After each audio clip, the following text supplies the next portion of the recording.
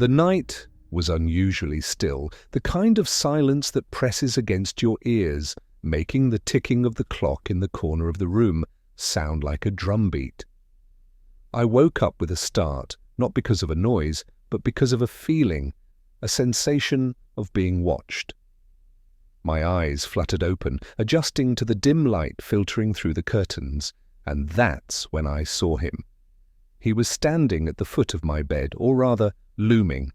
A hobo clown, his once vibrant costume now tattered, the colours faded to a sickly grey and brown.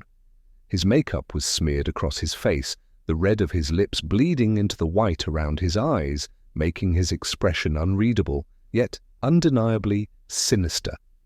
His eyes, though, were what I remember most, bloodshot, the whites almost completely swallowed by the darkness of his pupils, staring at me with an intensity that felt like it could bore holes into my soul. I couldn't move, not from fear, but from some inexplicable paralysis. My heart raced, but my limbs felt like lead. The clown didn't move either, he just stood there, the only sign of life being the slow, deliberate rise and fall of his chest. Then he spoke.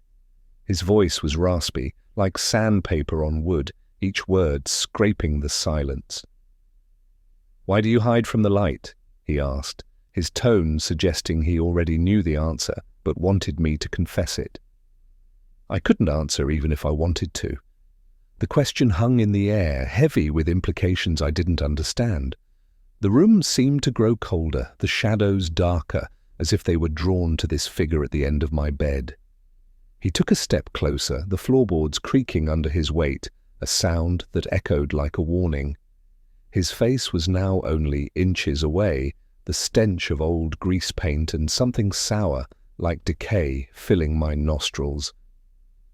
"You can't escape the circus," he whispered, his breath hot against my skin. "We all have our roles to play." Then, as suddenly as he appeared, he was gone.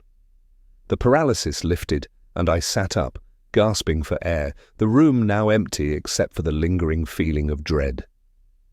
I checked every corner, every shadow, but he was nowhere to be seen. The rest of the night I sat awake, the clocks ticking now a countdown to something I couldn't fathom.